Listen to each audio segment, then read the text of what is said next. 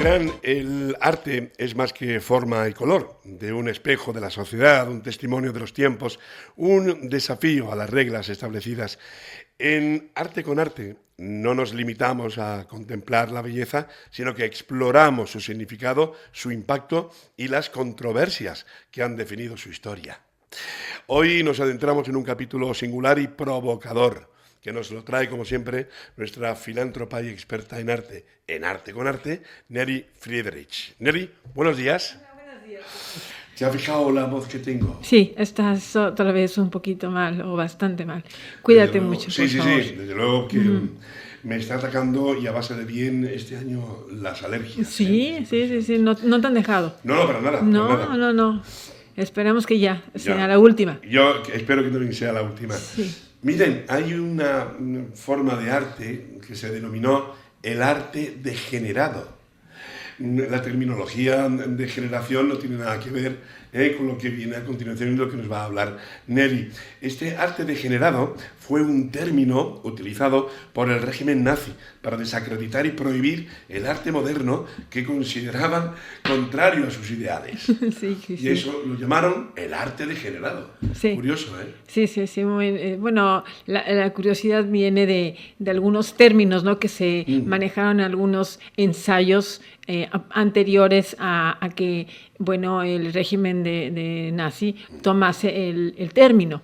Realmente el primer autor que lo tomó como un punto, fíjate, nada que ver con lo que se postuló después. Friedrich Hegel fue el primero que tomó este término para describir en su poesía, un estudio de la poesía clásica, en el que se manejaba un estudio en el arte de la arquitectura clásica tardía, es decir, no tenía nada que ver. Después fue retomado por un diplomático escritor francés, Diego Vianney, en 1830 y algo, en 9 creo, y ya empezó a manejarlo de una manera peyorativa. Y después el escritor judío Max Noraud ya lo tomó en su estudio Entartung, que significa degeneración. Y ya empieza a hacer una descripción en la que se decanta, en la que el arte empieza a degenerarse cuando el artista empieza a tener debilidades, caos y disturbios y hace una serie de postulados y filosofías y análisis en los que también se decanta no nada más en el arte, sino también en la sociedad, en la política, en todos los aspectos.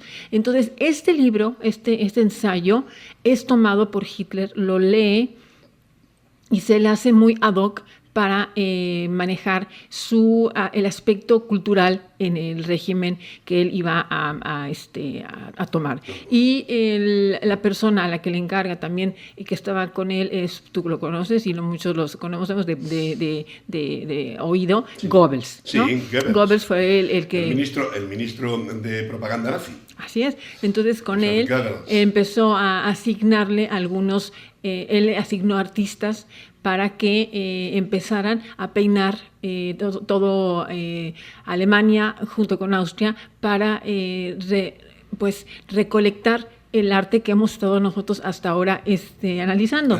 El arte cubista, el arte expresionista, el surrealista, los dada, todo lo que hemos estado aquí charlando. O sea, para ellos eso era arte degenerado. Era arte degenerado porque no entraba dentro del parámetro de los cánones clásicos.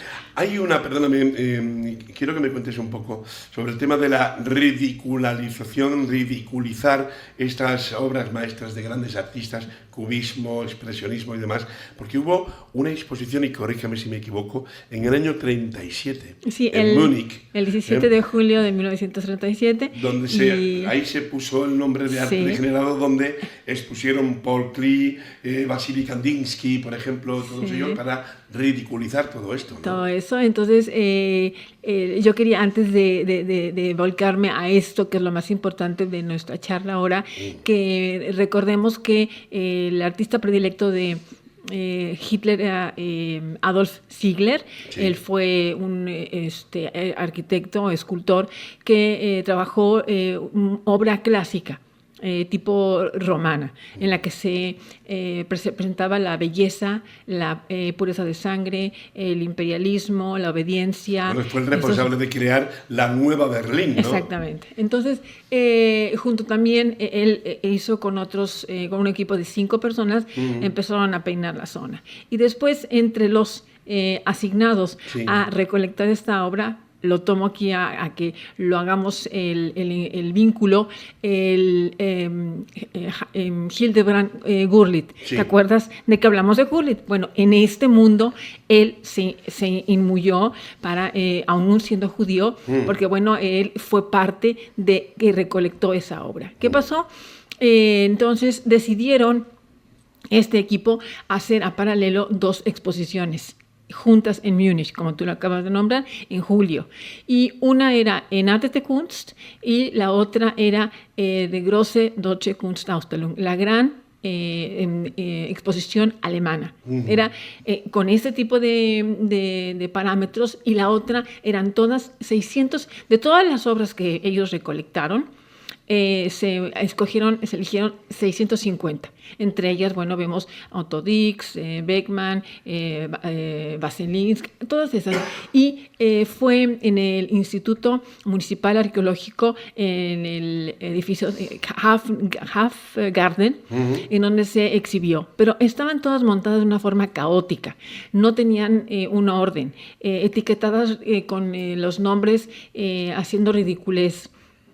También con subtítulos en los que se nombraba obscenidad, burlándose, negridad, y el precio, además adjunto, de lo que habían pagado el gobierno anterior de 1933 para, pues, ridiculizar, porque la gente estaba pagando, pues, la deuda de la Primera Guerra Mundial en ese entonces. Claro. Pero para contrario de todo esto, eso es lo más interesante de esta plática que estamos teniendo ahora, porque ellos querían hacer, no hay cuidado, cuando ellos querían hacer, ridiculizar esta obra, porque ellos tenían su otra obra, su otra exposición en el mismo día a paralelo.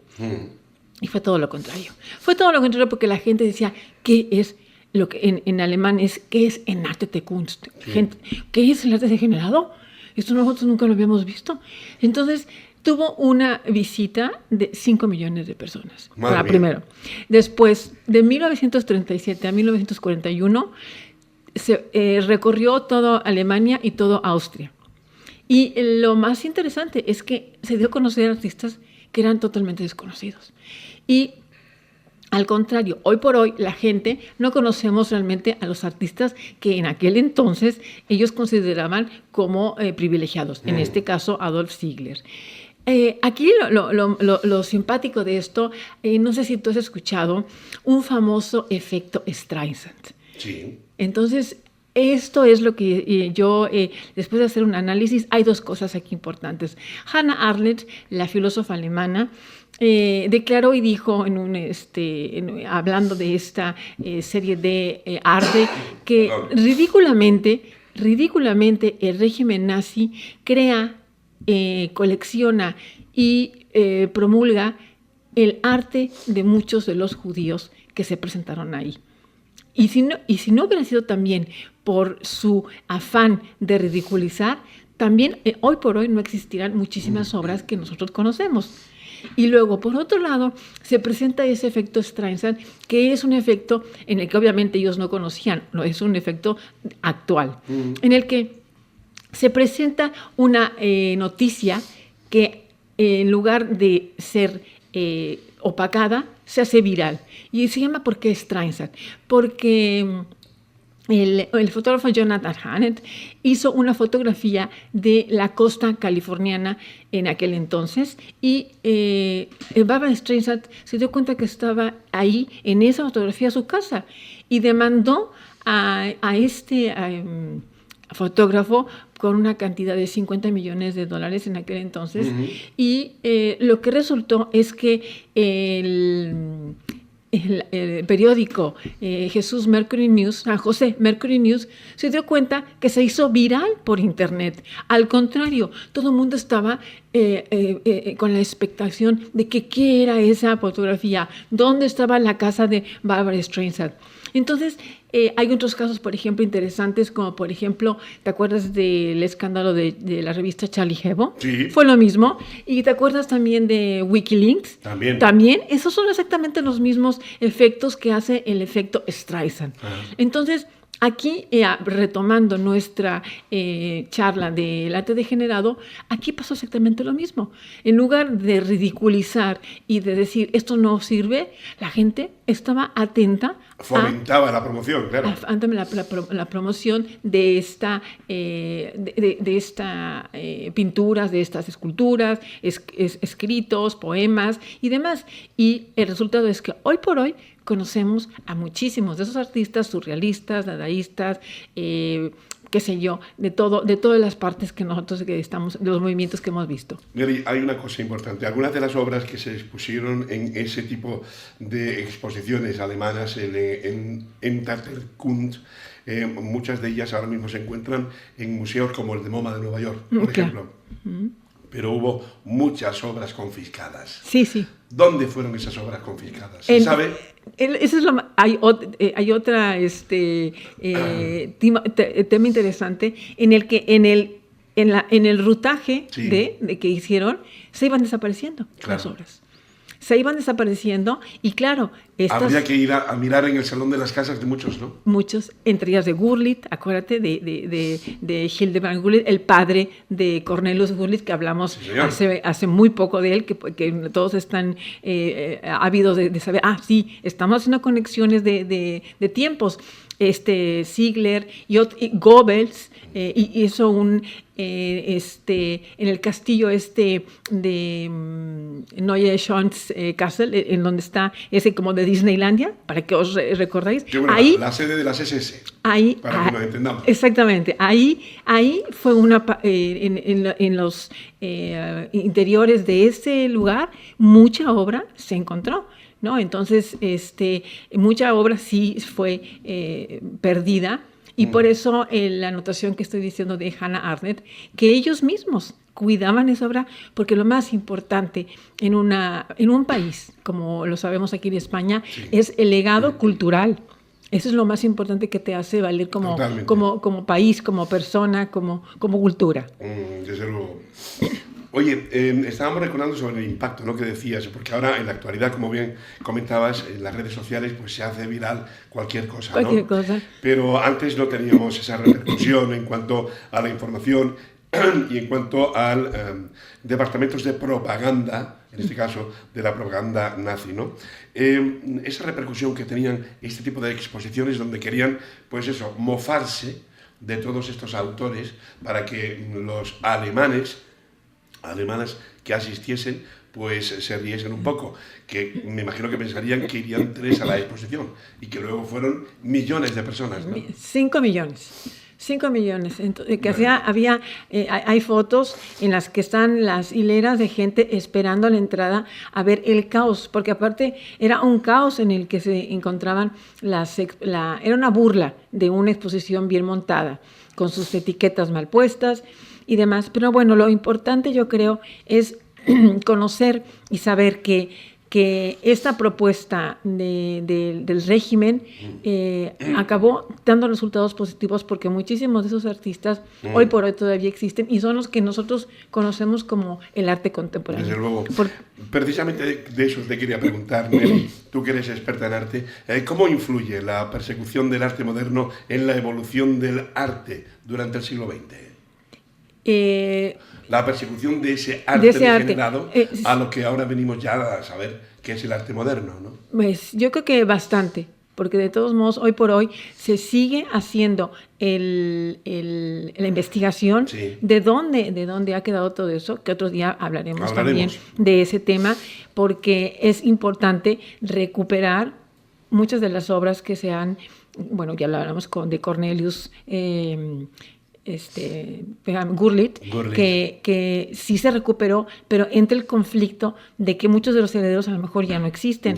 Pero Hoy por hoy, la importancia de la recuperación de todas esas obras sigue latente para saber en dónde quedaron y los muchos de los museos que lo tienen. Pero te voy a decir algo importante. Muchas de las obras que están en los museos de algunos de los artistas, no voy a nombrar ninguno para no hacer un falso información, muchas son falsos.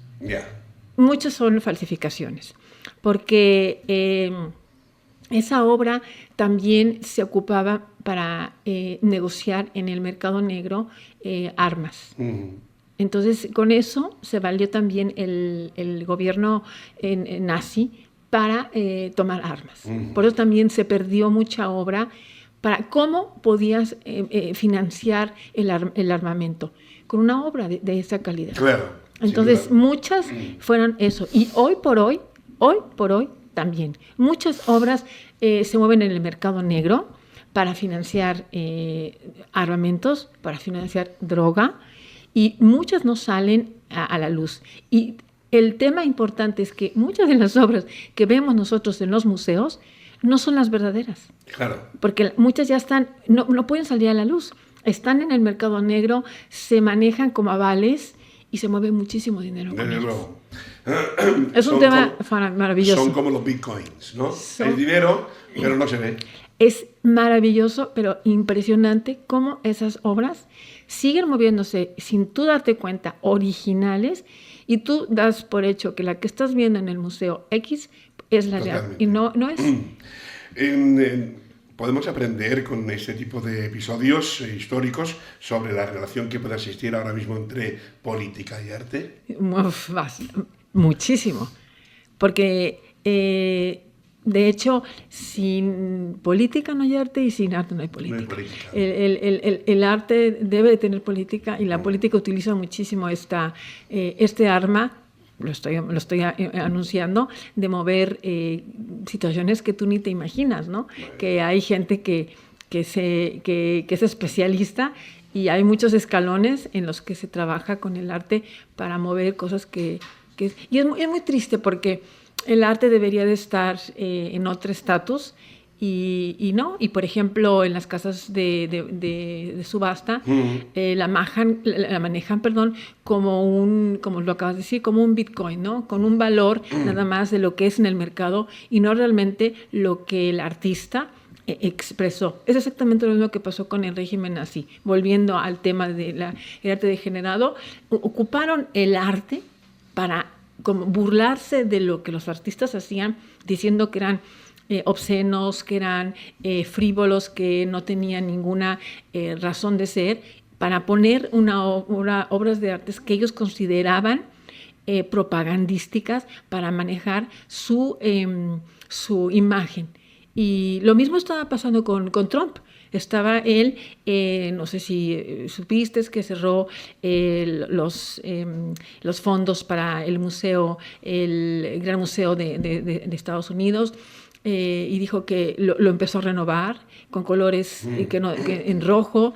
Entonces eso es impactante en el mundo claro. Libre y sobre todo en la libre expresión, porque el arte es una libre expresión. Y si ya te ponen a ti lineamientos, ya empieza la libertad de expresión y la democracia a sentirse afectada. Eso es el arte debe de ser libre y, claro, sin lastimar, sin herir a la gente que está viendo en secundarios. Ojo, porque hay arte que lastima y eso no debe de ser. Tiene que ser un arte inteligente para que la gente lo acepte y quiera verlo. Te voy a proponer una cosa, sí. Ya que estamos en la sección de Arte con Arte todos los miércoles con Nelly Friedrich. Nelly, estamos hablando precisamente del arte degenerado, del expolio que realizó el régimen nazi con respecto a las grandes obras de arte. Sí. Cuando termina la Segunda Guerra Mundial, hay un destacamento elegido por las tropas aliadas, que se le llamó familiarmente los Monument Men. Los Monument Men, sí, exactamente. Los Monument Men, que fueron los encargados de buscar y de perseguir dónde estaban guardadas muchas obras de arte. ¿Te parece que un día hablemos de los Monument Men? La siguiente vez. ¿Crees? Me parece maravilloso, es un tema, a mí me encanta este tema, lo hacemos monumentalmente. Sí, porque además eran expertos en arte. Expertos en artes, y sí recuperaron, podemos ver qué se recuperó, cómo lo se recuperó, y aparte tú puedes proponer, hay una película con George Clooney. muy, muy buena, y bueno, y está Kate Blanchett. También. Sí, es muy buena. Y hay muchos libros dedicados a los muchos libros. Podemos también recomendar a la audiencia libros que si a alguien le interesa. Podemos hablar cómo se formaron, qué hicieron y cómo... Y con sus luces y sus sombras, porque para eso sirve esta sección. Exacto. Porque también hay ahí una leyenda negra de que sí, recuperaron muchas cosas, pero algunas de ellas es como tú decías, habría que ir a buscar a su casa, ¿no? Exactamente. Oye, imagínate tener un Max Ernst. A ver, yo sí soy muy correcta, pero en el momento de verlo y en ese como se dice en España, que a nadie le amarga un dulce. O en Arca Abierta, el más justo peca. Totalmente, efectivamente. Exacto. Pues, ¿te parece que en próximas ediciones quieres que hablemos de los Monument Men? Ya está hecho. Muchísimas gracias, Nelly, que pases una muy buena semana. Al contrario, igualmente, gracias. Y que te recuperes, por favor. Sí, espero que sí, además a marchas forzadas no me queda más remedio. Vale. Tengo una herramienta que es la de mi trabajo y esas son las cuerdas vocales. Nada, a cuidarse de todos modos. Muchísimas gracias, Nelly. Muchas gracias. Buena semana, gracias. Igualmente. Son las 12:27, recta final a Ahora Marbella Radio. Las 12:31 de la mañana, recta final a esta edición de Ahora Marbella Radio. Ya saben que desde el principio del programa les estoy pidiendo 1000 disculpas después de este nuevo ataque de alergia que me acaba de perjudicar bastante las cuerdas vocales. Ayer no tuvimos el programa y les puedo asegurar porque estaba literalmente sin voz, me quedé sin voz. Y por tanto, bueno, pues hoy medianamente he recuperado algo de mi tono, que no es el mío, pero bueno. La voz, que tiene un poder extraordinario, es el eco del pensamiento, la melodía de las emociones, el hilo invisible que une corazones y despierta ideas. Miren, en la magia de la radio no solo escuchamos palabras, descubrimos sueños, visiones y el futuro de la comunicación. Hoy abrimos un espacio para los jóvenes promesas del Colegio de San Pedro, quienes con pasión y creatividad nos demuestran que la radio sigue viva. Muy viva. Hoy es miércoles y como tal abrimos nuestra sección de la magia de la radio con el taller de radio del Colegio de Enseñanza Infantil y Primaria de San Pedro. Creo que están ahí ya los chicos con nuestro próximo invitado, ya los veo. Ainara, Agustín, Luis, Eliot, buenos días. Buenos días. Os habéis fijado cómo estoy hoy yo, ¿no? Sí. Bueno, no se puede hacer nada. Nada, ya, es ataque de alergia, no puedo hacer absolutamente nada. ¿Qué le vamos a hacer? Esto es así. Y lo bueno de todo esto es que como a mí me gusta hacer programas en directo, pues me da igual, aunque tenga así la voz, pero no hay nada más maravilloso que hacer un programa de radio y de televisión en directo. Y por eso estáis aquí vosotros, en directo. Oye, tenéis a un amigo con vosotros hoy, de invitado, Sí. Señora, don Carlos Romero, que está ahí. Carlos, buenos días. Buenos días, Jesús, ¿qué tal? Me alegro de verte. Me alegro de verte. ¿Cómo te encuentras? Muy bien, aquí acompañado de estos chicos, que son fabulosos. Fantástico. Oye, te digo una cosa, ¿ya estás preparado para las baterías de preguntas que te van a realizar o no? Sí, estoy preparado. Pues venga, te dejo en buenas manos, Carlos. Chicos, cuando queráis. Hola a todos y a todas, bienvenidos a una nueva entrevista de Radio de San Pedro. El programa donde los alumnos y alumnas de nuestro cole conocemos a personas interesantes que nos inspiran con su trabajo y su historia. Hoy tenemos con nosotros a un invitado muy especial. Se trata de Carlos Romero Alario, que trabaja en el Ayuntamiento de Marbella como asesor de comunicación digital y responsable de las redes sociales oficiales. Pero lo más emocionante para nosotros es que Carlos fue alumno de nuestro cole. Estudió aquí desde parvulitos hasta octavo de EGB entre 1987 y 1998. Fue parte de la última promoción de ese sistema educativo y recuerda esta etapa con mucho cariño. Hoy queremos conocer más sobre su trabajo en comunicación digital, cómo se gestionan las redes sociales del ayuntamiento y cómo la tecnología puede ayudar a mejorar la relación entre las instituciones y los ciudadanos. Carlos, nos hace mucha ilusión tenerte de vuelta, aunque esta vez como invitado de Radio 6 San Pedro. Bienvenido. Muchísimas gracias. Estoy muy contento de estar aquí con vosotros y muy feliz de volver a mi cole. Bueno, si empezamos con la pregunta. Claro. Bueno, empezamos. ¿Qué recuerdas con más cariño de tu etapa como alumno en nuestro colegio? Bueno, recuerdo con cariño muchísimas cosas. Las fiestas de fin de curso, cuando montaban esos escenarios, sobre todo que era ya el fin del curso con los compañeros, que podíamos celebrarlo.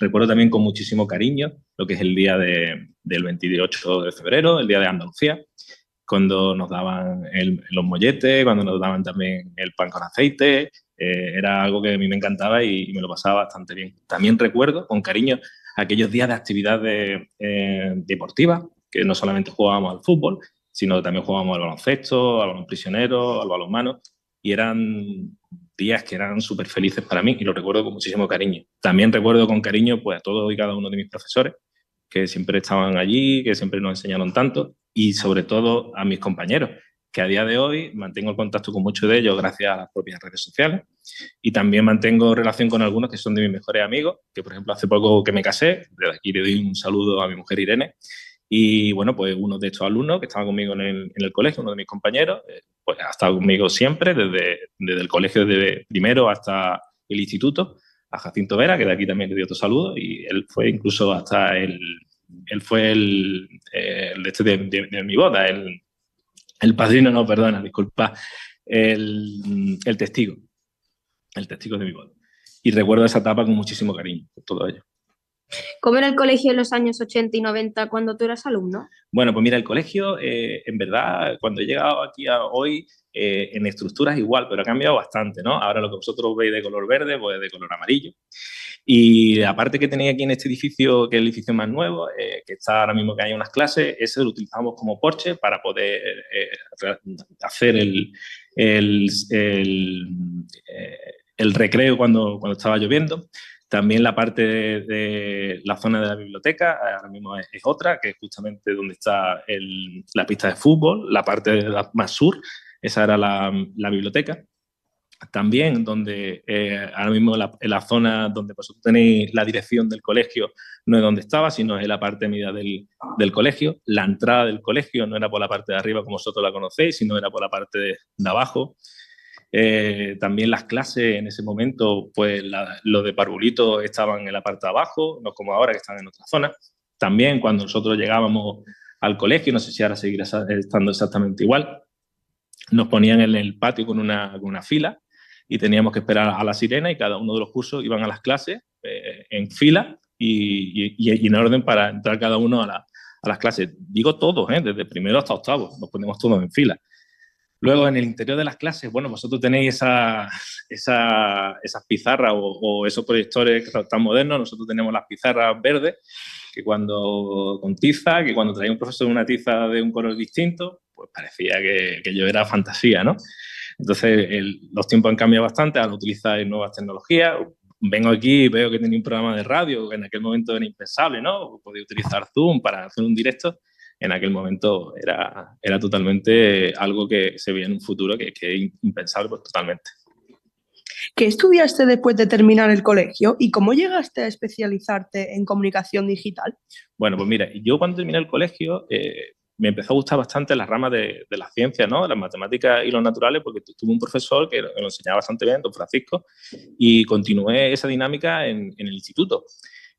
Tercero, en cuarto y en primer bachillerato elegí la rama de ciencia y ahí sí que me gustaba bastante. Luego, en segundo bachillerato tuve que irme a Marbella porque mis padres se mudaron a Marbella, claro, tuve que ir con ellos y allí empecé a hacer el segundo bachillerato, el tecnológico.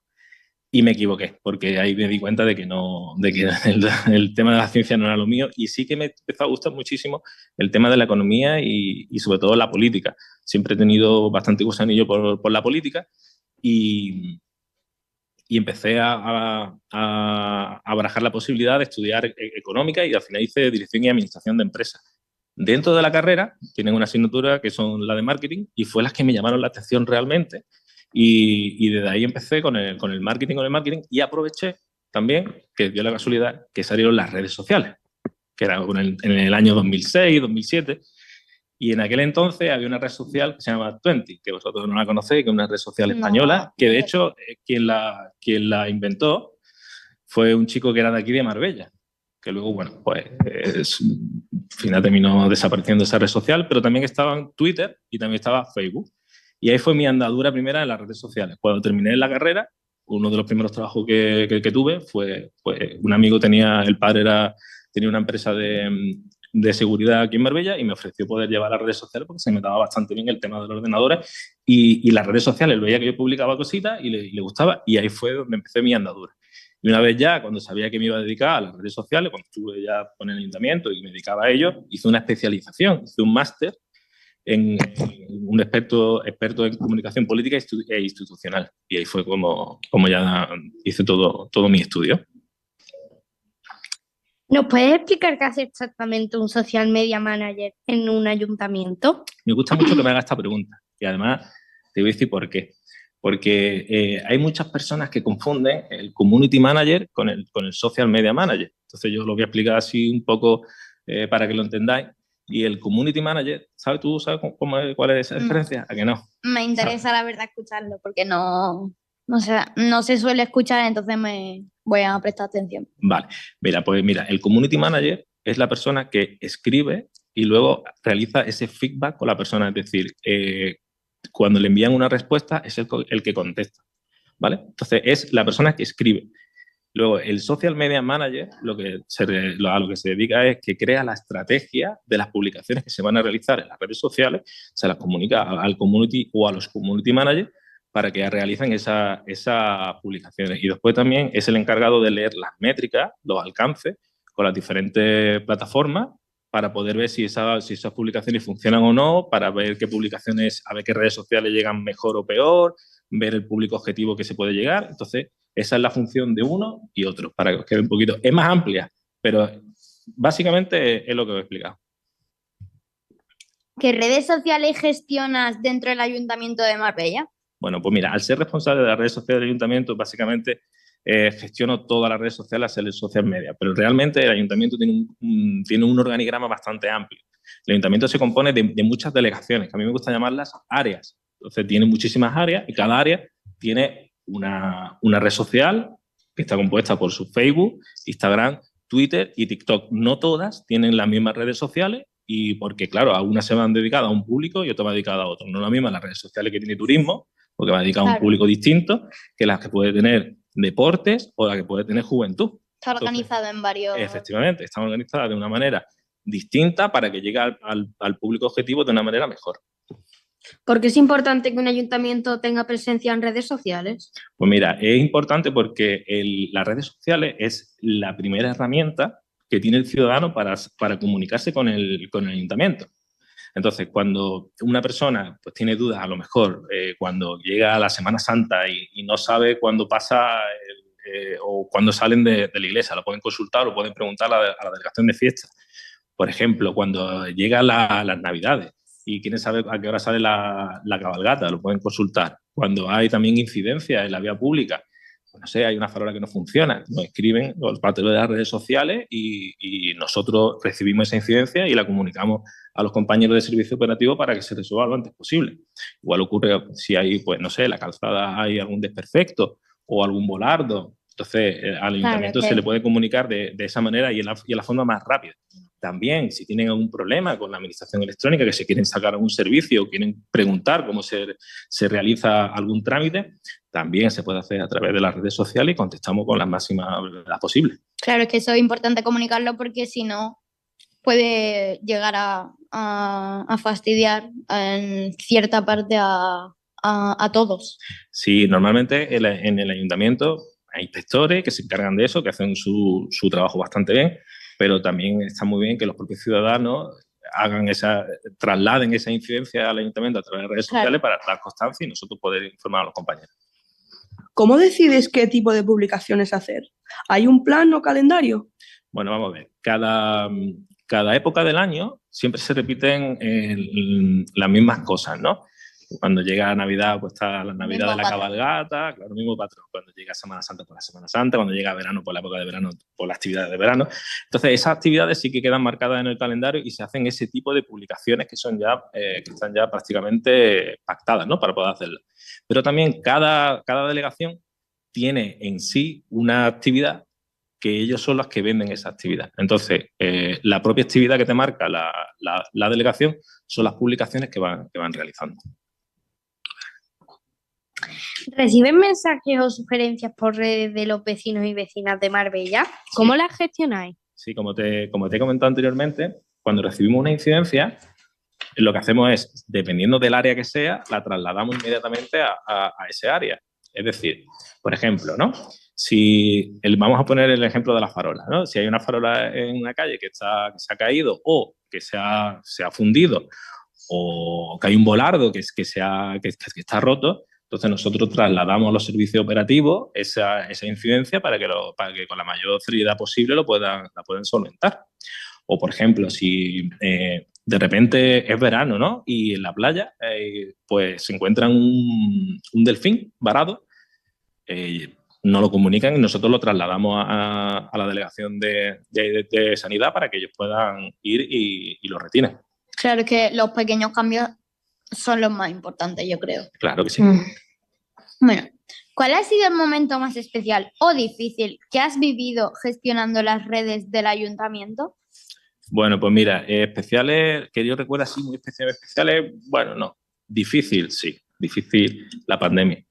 La pandemia fue un momento... Eso nos afectó a todos. La pandemia fue un momento muy duro, con muchísima incertidumbre, que no sabíamos lo que iba a pasar, que el tema comunicativo era súper importante, las redes sociales eran lo más importante para poder comunicar y la verdad que fue bastante duro. También es cierto que con la pandemia aprendimos todos y en mi caso particular aprendí a manejar varios programas que a día de hoy, porque claro, hoy en día vosotros estamos viendo aquí que estamos en una videollamada a través de Zoom, ¿verdad? Sí. Nosotros no sabemos lo que era Zoom. Hay que ponerse al día, empezaron las videollamadas. Pues ahí empecé a aprender el programa OBS, un programa que es súper útil, para mí es una navaja suiza que permite hacer incluso directo, falso directo, poner 2 cámaras, 3 cámaras, hacer cambios de plano. Nos permitió innovar y poder hacer ruedas de prensa, que un compañero pudiera hacer una rueda de prensa desde su casa, que pareciera que lo estaba haciendo en tiempo real, era una auténtica maravilla. Y eso, pues quieras que no, para lo bueno nos lo dio la pandemia y también para lo malo, pues toda la incertidumbre y todo lo que sucedió, que ya todos lo sabemos, ¿no? Claro. ¿Crees que los jóvenes podemos aprender a usar bien las redes sociales desde el colegio? Pues mira, esta pregunta me gusta muchísimo que me la hagas, porque yo soy una persona que piensa que es importante saber de las tecnologías. Para mí es importante de que vosotros sepáis manejar las redes sociales siempre que sea con la supervisión de un adulto. Es muy importante. Pero ¿por qué os digo que para mi punto de vista es importante que la sepáis manejar? Porque no solamente por el hecho de manejar las redes sociales, sino que sepáis manejar las herramientas digitales que hay en el entorno de las redes sociales. Al manejar las redes sociales os va a permitir, pues, tener un poquito de conocimiento de edición de vídeo, de edición de fotos, saber un poquito de tecnología. Claro, eso ayuda un montón. Claro, estar vosotros en ese mundo y interesaros por esa parte de las redes sociales que te dicen, bueno, pues ahora quiero hacer esto, pues ahora quiero poner una foto, le quiero poner algo, quiero hacer esta edición de vídeo, le quiero poner esta transición, o le quiero poner este texto. Es importante porque así también aprendéis. Antes, cuando estábamos hablando, me habéis dicho que a vosotros os gusta mucho también ser gamer, ¿no? Nos encanta ser gamer, ¿no? Yo también soy un gamer reconocido desde que yo tenía vuestra edad, incluso más pequeño. Sí, me encantan los videojuegos desde pequeño. A día de hoy sigo jugando cuando puedo, cuando mi poco tiempo libre que tengo me lo permite, lo sigo haciendo. Y eso a día de hoy realmente me permitió tener una destreza con los ordenadores que a lo mejor si no hubiese sido gamer en su momento cuando era pequeño no la tendría. Me hizo mejorar en mi ordenador para poder jugar a otros juegos y eso hace que al final uno comprenda cómo funcionan los ordenadores y a día de hoy, en mi día a día, me sirve bastante. Lo que no me gusta nada, y aprovecho desde aquí para decirlo, es cuando te vienen las personas, y lo he escuchado muchas veces, que digan, ay, es que a mí esto no me sé porque esto a mí, yo con el ordenador yo no lo entiendo, o con esto no lo sé porque yo no lo entiendo. Claro, a eso no nos vale, eso no nos vale hoy en día porque hay que estar a la vanguardia tecnológica y hay que aprovechar las nuevas tecnologías para facilitarnos la vida. Recordad que las nuevas tecnologías están para solventarnos la vida y para facilitárnosla, no para fastidiarnos. Claro, aunque hay que saber usarla. Sí, exactamente, hay que saber usarla. Y cuando antes lo aprendáis, mejor siempre con un adulto que os esté supervisando. Claro. Siempre. ¿Qué herramientas tecnológicas usas en tu día a día para analizar lo que ocurre en las redes? Bueno, pues mira, en el día a día, para analizar todas las redes sociales, que para mí es muy importante, porque luego tengo que tomar una serie de decisiones a la hora de las publicaciones, pues tengo que mirar una serie de datos.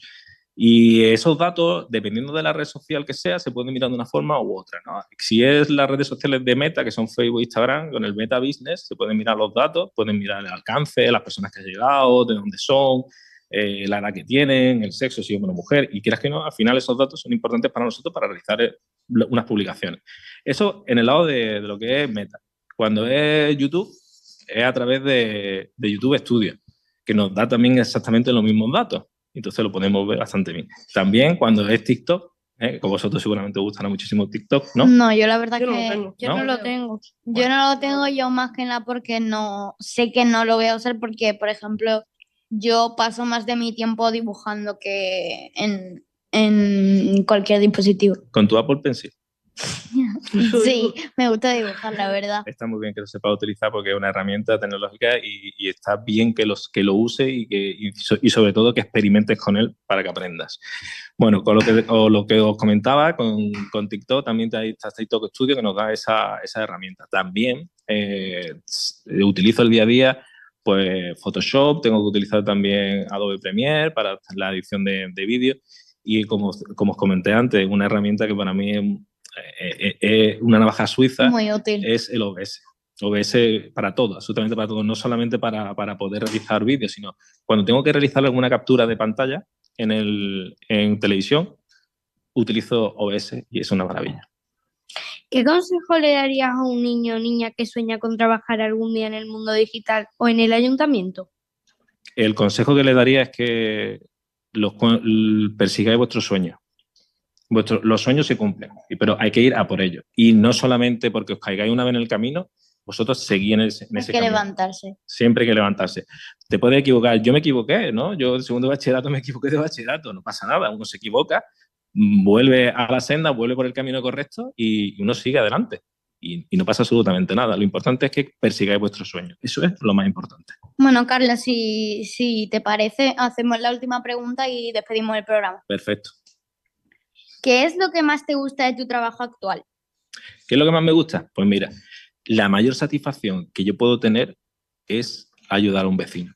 Cuando un vecino viene con un problema o necesita que se le resuelva algo y se le puede resolver, cuando te da ese agradecimiento, aunque no sepa, aunque tú estés a través de una red social y te dé el agradecimiento y no sabe esa persona que tú lo has ayudado, eso es lo más gratificante que existe. Bajo mi punto de vista, no hay nada más gratificante que eso. A mí, la verdad, cuando ayudo a alguien me da mucha satisfacción de saber que le he ayudado. La verdad, sirve bastante. Pues a lo mejor es que tiene vocación de servicio público como yo. Bueno, vamos a ir despidiendo el programa.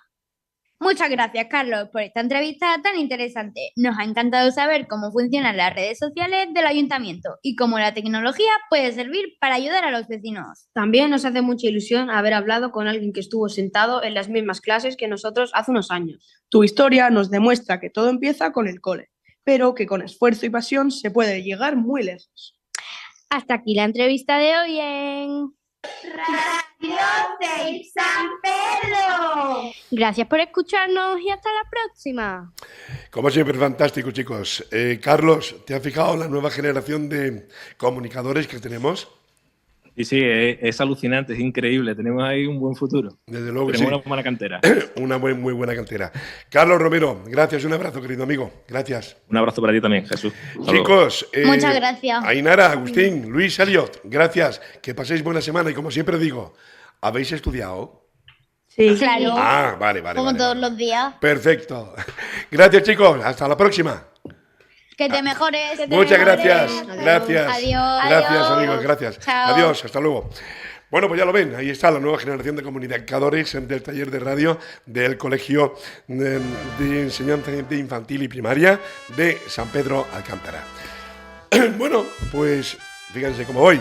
Aquí lo vamos a dejar durante estos minutos, pues les hemos acompañado pues un montón de buena gente en directo aquí en Ahora Marbella Radio, con la dirección de Antonio Borrego, con la producción de Belén Gil y de Doris Omaira Lancheros, como siempre nuestro almirante hoy comandando esta nave radiofónica y visual, Cristóbal Ruiz. Cristóbal, gracias, hijo. Compañero, tiene una voz de hombre hoy que no puede con ella, ¿eh? Una voz masculina absoluta y tiene total. Ella que hace mi misma voz. Total.